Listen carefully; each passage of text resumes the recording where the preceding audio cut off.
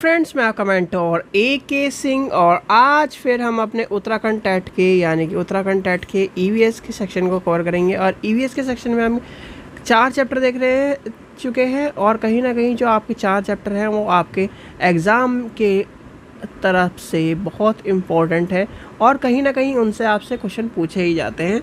तो आपको उनमें से जो आपको तैयारी कराई गई है उन्हें नोट कर लेना है और उनके नोट्स बना लेने हैं। तो चलिए आज का चैप्टर देखते हैं, यानी कि चैप्टर नंबर यानी अध्याय नंबर 5 और एकीकृत EVS। एकीकृत EVS में हम क्या जानेंगे, यानी कि EVS के एकीकृत पर्यावरण अध्ययन के बारे में जानेंगे।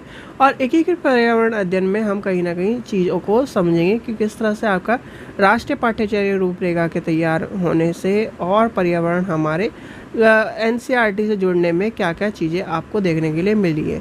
तो चलिए शुरू करते हैं। सबसे पहले आपको वीडियो को लाइक करना है, शेयर करना है, टेलीग्राम ग्रुप को ज्वाइन करके रखना है जिससे आपको इस तरह की और वीडियो मिलती रहे।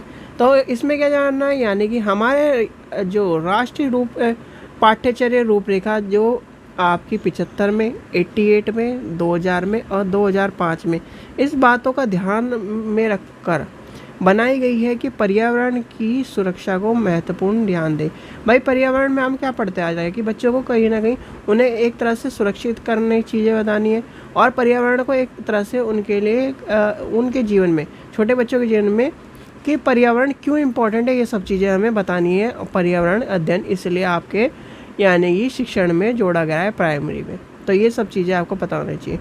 राष्ट्रीय शिक्षा नीति 86 में यानी 86 में पर्यावरण के बचाव को केंद्र रखकर ही राष्ट्रीय पाठ्यचर्या के विकास की बात की गई थी अथवा संपूर्ण शिक्षण यानी संपूर्ण शिक्षा का एक महत्वपूर्ण उद्देश्य था। भाई जो शिक्षा थी यानी कि आपको पता होगा 68, 86, 92 और कहीं ना कहीं आपकी 2020। तो ये सारी की सारी शिक्षा किस उद्देश्य से बनाई गई है, यानी पर्यावरण को ध्यान में रखते हुए कहीं ना कहीं बच्चों को, यानी कि जो बच्चा है भाई बच्चा क्या करेगा, अध्ययन करने के बाद वो आना समाज में ही, और समाज को कहीं ना कहीं बचाने के लिए शिक्षा इम्पोर्टेंट इसलिए बनाई जाती है, समाज के अनुसार बनाई जाती है जो समाज को कहीं ना कहीं एक तरह से जागरूक रखे और समाज के लिए कहीं ना कहीं इम्पोर्टेंस को पूरा करती हुई जाए। चलिए आगे चलते हैं।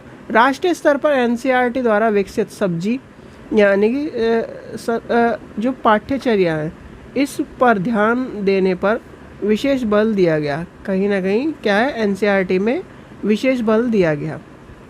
चलिए आगे चलते हैं। फिर आती है यानी कि 1975 में की जो राष्ट्रीय पाठ्यचर्या NCF 1975 आपका प्राथमिक कक्षाओं में पर्यावरण को एक अलग विषय के रूप में पढ़ाने की बात करता था, पढ़ाने की थी। और इसी को प्रस्तावित किया गया कि पर्यावरण अध्ययन के रूप में प्राथमिक कक्षाओं में कक्षा 1 और 2 के प्राकृतिक और सामाजिक दोनों को सम्मिलित पाठ्यक्रम के रूप में पढ़ाया जाना चाहिए। और आपको पता ही है कि फर्स्ट और सेकंड में हम, यानी फर्स्ट और सेकंड में EVS को हम कैसे पढ़ाते हैं। भाई फर्स्ट एंड सेकंड में आपके क्या होते हैं, इंग्लिश होता है, हिंदी देखा होगा और आपने कहीं ना कहीं मैथ देखा होगा और छोटे बच्चों के पास आर्ट्स की किताब देखी होगी यानी ड्राइंग की। ये किताबें और हिंदी और इंग्लिश में और कहीं ना कहीं मैथ्स में आपको क्या है EVS को देखने के लिए मिलता है। जैसे दूर देश के आई चिड़िया, आपको क्या है दिशाओं का ज्ञान करा दिया। तो इस तरह से छोटी छोटी चीज़ों में लेके चला जाता है। तो फिर आता है यानी कि कक्षा 4 और 5 यानी 4 तक के 2 विषयों के रूप में अथवा पर्यावरण अध्ययन 1 प्राकृतिक विज्ञान और पर्यावरण अध्ययन 2 सामाजिक विज्ञान को पढ़ाया जाना चाहिए की बात कही गई थी। कब कही गई थी, 1975 में। फिर आती है आपकी राष्ट्रीय शिक्षा नीति 1986 में राष्ट्रीय पाठ्यचर्या की रूपरेखा NCF 88 में पर्यावरण अध्ययन के बारे में उपयुक्त व्यवस्था को मंजूरी दी गई। कब दी गई, 88 में। फिर आती है आपकी बोझ रहित अधिगम यानी बोझ रहित अधिगम आपका क्या है, राष्ट्रीय जो आपकी शिक्षा राष्ट्रीय सलाहकार समिति की रिपोर्ट में 1993 में कहीं ना कहीं इस बात को कराया गया। और कहीं ना कहीं आपके पटेल समीक्षा समिति 1977 NCERT कार्य समूह में और शिक्षा के लिए समीक्षा समिति की राष्ट्रीय नीति 1990 के सीखने के लिए कार्य को आसान करने के लिए और छात्रों पर शैक्षणिक बोझ को कम करने के लिए कई सिफारिश की गई, लेकिन कम होने के बजाय समस्या और बढ़ी यानी कि तीव्र हो गई। और कहीं ना कहीं आपको देखने मिला संसाधन विकास मंत्रालय को छात्रों पर शैक्षणिक बोझ को बढ़ाने की समस्या का जांच करने के लिए 1992 में, यानी 1992 जो हम पढ़ते हैं वो रिवाइज को पढ़ते हैं, यानी कि आपकी जो 86 है 86 में जो 1992 है वो रिवाइज के तौर पे पढ़ते हैं हम। ये आपको पता भी होगा जब आपने कहीं ना कहीं बीएड और आपके बीटीसी या इस तरह के कोर्स किए होंगे। तो एक राष्ट्रीय सलाहकार समिति की स्थापना का आपको 1993 में मिलता है। फिर आती है समिति ने एक रिपोर्ट को प्रस्तुत किया है जिसे बोझ रहित शिक्षण पर्यावरण शिक्षण पाठ्यक्रम पर निर्णय को काफ़ी हद तक इसके द्वारा निर्देशित किया गया। और ये क्वेश्चन आपसे पूछा जाता है तो आपको पता होना चाहिए 1993, ठीक है।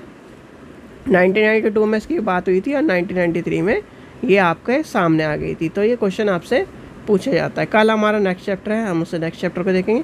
तो ये था आज का छोटा चैप्टर, यानी कि इसमें आपको ये सब चीज़ें जाननी थी, ठीक है बच्चों।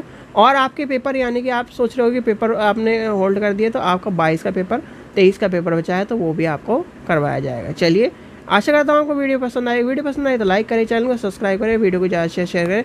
और पेपर, यानी कि आपको जो पेपर है क्वेश्चन पेपर है वो आपको कहाँ पर मिलेगा? क्वेश्चन पेपर आपको आपके टेलीग्राम चैनल पर मिलेगा, तो वहाँ से जाकर डाउनलोड करिए और प्रैक्टिस करके देखिए। चलिए, थैंक यू।